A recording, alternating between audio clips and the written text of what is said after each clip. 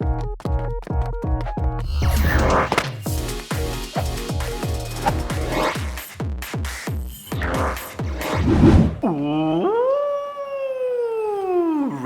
shadow raids and max battles are coming to Pokemon GO, and today we're gonna talk about it, and I'll tell you guys what I think about it too. Alright, so hi to all of you guys. So yes, let me go to bring my screen up and show you guys under the news section on the bottom right, where there's like a big megaphone over there. Alright, so you can see under the news, you can see there's updates to shadow raids and max battles. This popped in last night. And this particular announcement, alright, was made literally after 12 AM. So I'm gonna go through it with you guys, just running through it over here first. So I'm gonna show you guys under the website, which will give you guys more details. Okay, I'm gonna zoom in a little bit more. So it was actually announced on the 7th of May, which was my birthday. Alright, it's already 8th of May today. So yeah, actually if you guys tune into the stream on the 7th of May, I actually did live stream from 10 PM to 12 AM Singapore local time on the 7th of May. It was really fun, so I just want to say thank you so much for joining in the stream, whoever that came over to drop by to say a happy birthday or whatsoever. Alright, so anyway, let's go into this, man. So we got updates to Pokemon GO's shadow raids and max battles. Alright, this is very important because it changes how things will actually go around in the next few months. In terms of communities, how people will react towards this particular change, especially now shadow raids, including tier 5s. You can see the egg over there. In the future, when Shadow Mewtwo do come back, it will be remotable. Together with power spot battles like max battles, they will all also be remotable. So Gigantamax and Dynamax, they'll both be remotable. So this is pretty important, especially for the community wise. So I'll give you guys my thoughts later at the end also. So it states over here, trainers prepare for battle. Sounds like a Team Rocket. Alright, as you continue to tackle the biggest challenges in Pokemon GO with your battle team and local community, new opportunities to call for backup are coming. Gather with a global community of trainers and enjoy the thrill of battling and catching powerful Pokemon for years to come together. Alright, so over here it says updates to Pokemon GO's Shadow Raids and Max Battle. Shadow Raids starting with the Crown Clash Taken Over event on May 13, 11 AM PDT GMT -7G. Trainers can participate in a Shadow Raid remotely with a remote pass. So starting from then on, alright, this change will remain in effect after the conclusion of the event. Basically, it's a permanent feature, not just for the Taken Over event itself. So the shadow raids will count towards the daily limit of remote raids. Alright, I repeat that. The shadow raids, when you actually remote for it, it will count towards the daily limit of the remote raids. Okay, so the remote raids limit, alright, starting from the event itself, will be increased from 5 to 10. So the 10 will include the remote raids that we do for regular raids, non-shadow raids, and even the shadow raids. And this will also include later on the max battles. I believe so, right? So this maximum will increase for special events, just as Go Fest or even such as the Thur, etc. Alright, so okay, you guys can see over here, max battle starting on May 19th, alright, before Gigantamax Machamp Max Battle Day. So this is going to be like about 6 days after the remote raids for the Shadow starts. Trainers will be able to join max battles remotely by using remote raid pass and the usual number of max particles.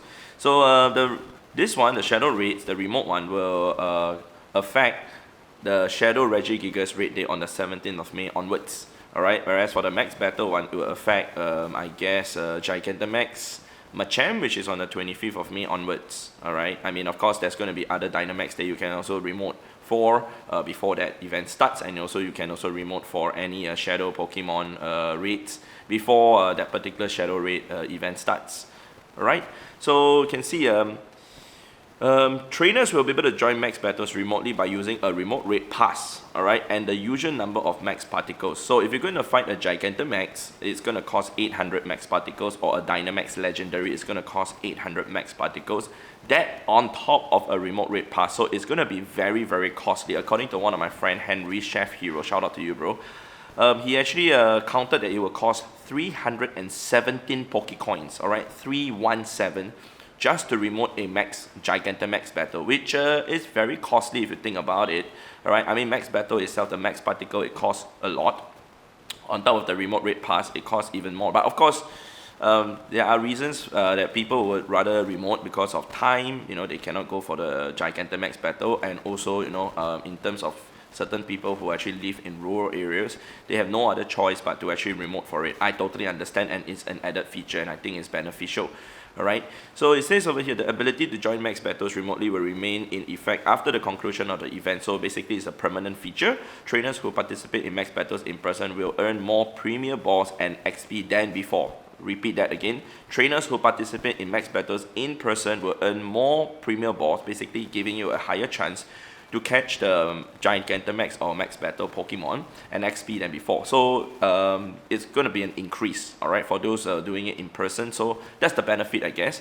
Whereas for rates wise, I think it's still going to be the same. Whereas where you raid and catch a legendary Pokemon, you will get an 3 to 6 XL candy when you actually fight like any legendary. The thing is, this applies to both remote and non-remote. But if you take the reward, the in-person reward, alright, when you do an in-person raid, you get extra 3 of the legendary candy XL when you actually get the reward before you even catch it. That is the big difference. Alright, so I've actually counted before that if you actually have your Mega Max at level 3 and you actually use it to actually get extra candies for yourself, if you remote totally, you need 82 raids to actually get 296 XL candy to power up your legendary up to level 50. Whereas if you actually do everything in person, you just need 42 raids. That's a difference of 40 raids, which is a huge difference, alright? I mean, taking into consideration that the cost of a remote raid itself is already way more expensive than doing the in-person raids, and considering that you need to do an extra 40 raids to get enough resources to actually power up to level 52. So that itself, you know, you can see the cost is like about 3 times difference, yeah, to get your Pokemon up to level 50 if you remote completely versus doing all in person. Okay, but anyway, you can see over here it says that the limit of max particles trainers can hold will increase from 1,000 to 1,500. This is a maximum may increase for certain events. So I believe also with this statement, it does not mean that our daily max particles that we can obtain will increase from 800 to whatever amount. I mean, going by this ratio, technically we should increase to 1,200 because 1.5 times. I do not think that's the case because it's not stated anywhere at all. So we're still going to get 800 as our limit, but of course in order to break the limit per day, there's a way to do it. You collect your 300 from your walking. After that, you collect 4 from the power spots that you've never gotten the MP before, so that's 480, so you're left with 20 to collect for the day. Continue your 300 MP that you walk from your 2 kilometers, and you basically can get 1080 MP per day. Okay, so anyway, it states over here the remote rate limit will increase to 20 from Saturday. To 20 from Saturday. I don't understand. Why is it? Why is the okay? That is very interesting. So it's going to increase again. Okay, this part I'm a bit confused now. I thought it's really, they say that it's going to increase to 10. Then after that, now they say that the remote rate limit will increase to 20 from Saturday 24th May on to... Ah, it's only the event. Okay, so for the Gmax Machamp on the May 24th to the 25th May for that weekend, because of the Suicune Dynamax, not Suicune, it won't be Suicune, right? It will be another raid boss. But it's going to be the Machop Comday Classic that weekend, plus the Gigantamax Machamp Max Battle Day. It will be 20 remote rate limit. So I guess it's for the Gmax Machamp itself, because you can remote in earlier time zone or later time zone depending on where you are. Yeah, okay, so there's a web store over there. Alright. So the interesting thing over here, alright, I actually did not read one statement that's stated over here. So if you see the very last statement of here, you see, these changes aim to improve more flexibility in tackling some of Pokemon GO's biggest challenges. Alright, so I've read everything that I want to say. So just to take on the last statement that what is stated over there by the Pokemon GO team. The biggest challenge that I would say Niantic staff or Scopely staff are facing or have ever faced or faced in the last few years is to accommodate to as many Pokemon GO trainers worldwide as possible. This is something Niantic staff has spoken to me before, like in person. We actually spoke about that, and I told them I understand the struggles that they face because it's a global game with so many different players in different environment, in different playground. So it's very hard to accommodate to everybody. So one feature might work for one group of people, but it might not work for another, you see. So it's very, very difficult to accommodate every single player to satisfy everyone, which is impossible. I told them it's impossible to satisfy every single trainer out there.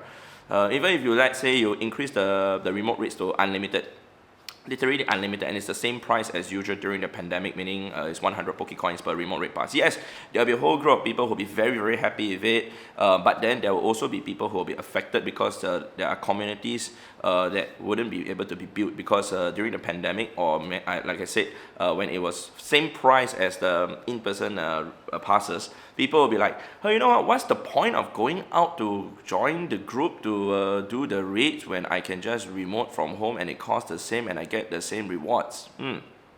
Yeah, some people, they only emphasize and care about the efficiency, and they do not care about the social aspect about the game, etc., which is totally fine. There's nothing wrong about it, all right? But as I said, you know, some people might be inclined to wanting to go out to actually play the game because the pass costs less. At the same time, you know, the rewards are better, and hence they rather go for the in-person experience. But then when they go for the in-person experience, unknowingly they actually join a group, and then they actually had a lot of fun, and they actually played together. So this is something that, like I said, Niantic and Scopely, they have been having a huge challenge on this.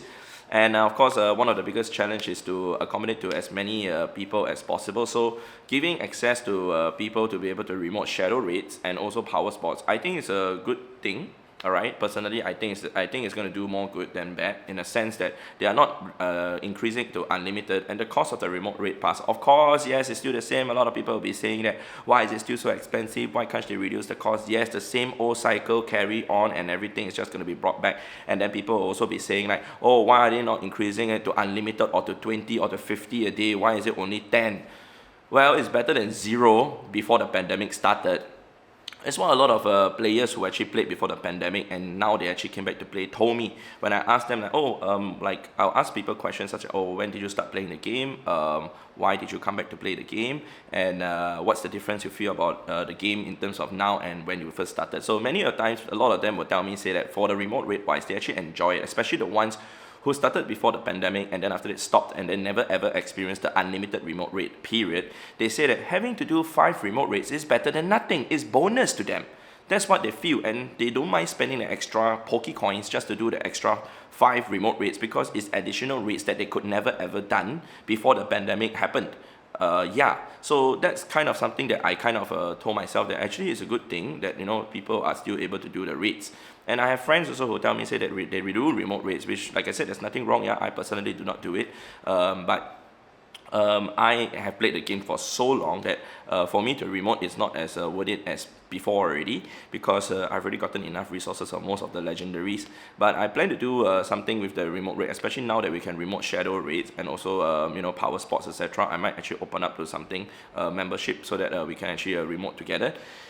But of course, a lot of people be saying, oh yeah, Brandon is happy because now he can get membership for him to earn money to do the remote raid feature, whatsoever. That's not the whole point. Before that, I was already thinking of doing that already, even with or without this increase at all. Alright, but for me, personally, I do think that the shadow raids, they did say at the start, you know, like, it might actually become like a remodeable in the future if my memory serves me right. But now is the time, I guess, and I think it's a good time because Shadow Raids has been out for a rather long while already, at least almost 2 years. Yeah, if my memory serves me right also. And I do remember many a times, you know, like many communities out there. You guys can also write in the comment section down below, right? Which event was the one that got your communities out the most? All right. I do know of a lot of communities, especially the ones that I traveled to, and I asked the community leaders which event was the one that brought their community out and got together the most. Everybody so far at that point of time was telling me the year when Shadow Mewtwo was first released, 2023, May 2023. That's when a lot of communities were able to start to form and group up and do things together. So that was the insane time. So then, of course, when a Shadow Mewtwo raid comes in, everybody would be encourage, I don't want to say forced, okay, a lot of people will say forced, but I will say encourage, okay, to actually come out, to actually play the game together. I never ever use the word force, okay, because a lot of people say, oh, Niantic is forcing me to come out to play the game and blah blah blah. Niantic never forced anybody to play the game. Nobody has ever forced anyone to come out and play the game. It's always your choice. You always have a choice to come out and play if you want to, alright. Niantic never said that if you do not play the game, your account will be deleted. Right? Never. Alright? Never say that if you actually do not play the game, you cannot do certain things. So it's always a choice. So if you make the choice to come out to play, then hopefully you enjoy the process. So the thing is, for the Shadow raids, like I said, the Shadow Mewtwo and whatsoever, a lot of communities were able to start because of the Shadow Mewtwo raids. A lot of communities, like when I went over to America, to Australia, etc., they said it's because of Shadow Mewtwo on May 2023. That's why they actually came out and they were able to see people, play Pokemon Go together, and they actually were able to talk to people and they actually form a group from there. One very good example is my good friend Timothy from Albuquerque, New Mexico. He literally started his group on May 2023. Then after he grew his group to a very, very big numbers. So very, very impressive that he was able to grow it up to 800 over people in 7 months. And now he has over like, I think 5,000 or 6,000 members already. So it's just started from that.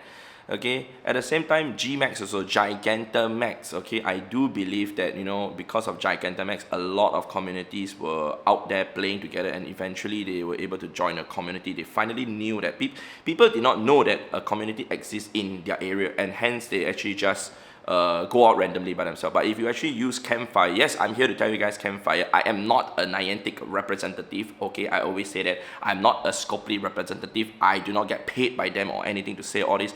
But I want you guys to experience the real community aspect of the game. So to me, I truly believe the number one way to actually join the community, the easiest way, is to use Niantic Campfire. Yes, it's a Niantic app. A lot of you guys may not be happy using it, but please try it out, okay? So anyway, if you guys go to the App Store or the Play Store, look for Niantic Campfire. Okay, download the app, look for groups around you, look for any meetups around you if you are able to.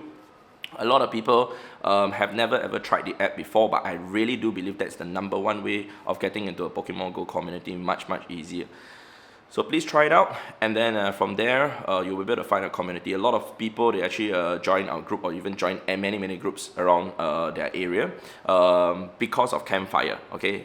In my last few months of running my group, I've heard a lot of people say, oh, it's because of Campfire, that's why I came for your meetup. Oh, it's because of Campfire, that's why I knew about your group, which is good. I'm happy to know that. And at the start, a lot of my leaders, a lot of admins were saying, oh, Brandon, it's going to be because of you, it's going to be because people want to come and see you, that's why they're going to come for the meetup and all sorts of things. I'm like, no, I do not think that's the case. I said we will use Campfire, we will grow our community using Campfire to become the best possible group, because I do believe Campfire is the best way of starting a group and a community. So if you guys have not tried it out, please try it out, okay? If you guys also don't have any group or any meetups around you, try it out, okay? If you want to take the first step to actually host a meetup in your area, try it out. You might see something happen, all right? I wouldn't say it's guaranteed, but you might see something happen.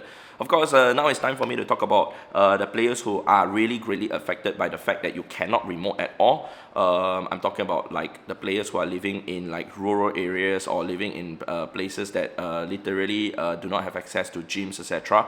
And you still want to play the game. Of course, I do hear you guys, and I know that this is something that you guys will be very, very happy to hear, that you can finally remote Shadow raids and also power spots for the Gmax and the Dmax. I am truly very happy that this is happening for you guys, because I do know that how difficult it is to actually play in rural areas, sorry.